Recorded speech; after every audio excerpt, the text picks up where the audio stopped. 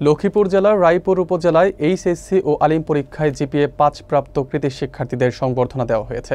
রবিবার দুপুরে উপজেলা পরিষদ মিলনায়তনে উপজেলা প্রশাসনের উদ্যোগে এই সংবর্ধনা অনুষ্ঠান অনুষ্ঠিত হয়। বিস্তারিত থাকছে হাসান আহমেদ ভূঁইয়ার প্রতিবেদনে। অনুষ্ঠানে প্রধান অতিথি হিসেবে উপস্থিত ছিলেন লক্ষ্মীপুরের জেলা প্রশাসক ও বিজ্ঞ জেলা ম্যাজিস্ট্রেট রাজীব কুমার সরকার। সভাপতিত্ব করেন রায়পুর উপজেলা নির্বাহী কর্মকর্তা মেহেদী হাসান কাউসার।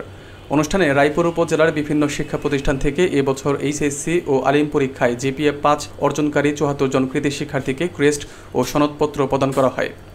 এ সময় উপস্থিত ছিলেন উপজেলার বিভিন্ন দপ্তরের কর্মকর্তা, বিভিন্ন কলেজ ও মাদ্রাসার অধ্যক্ষবৃন্দ, অভিভাবকবৃন্দ, ছাত্রছাত্রী ও স্থানীয় সাংবাদিকরা। প্রধান অতিথি রাজীব কুমার সরকার তার বক্তব্যে বলেন, এই কৃতী শিক্ষার্থীরাই আগামী দিনের সম্পদ। তাদের মেধা ও সততা দিয়ে দেশকে এগিয়ে নিতে হবে।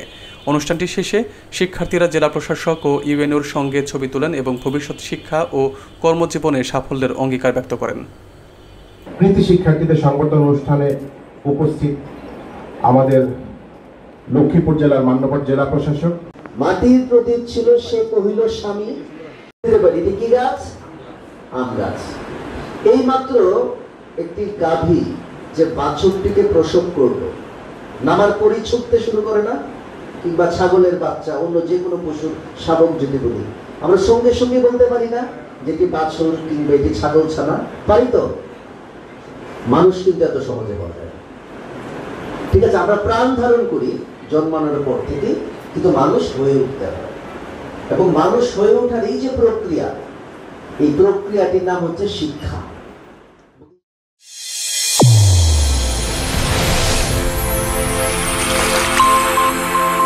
চ্যানেল A1 হৃদয়ের স্পন্দন।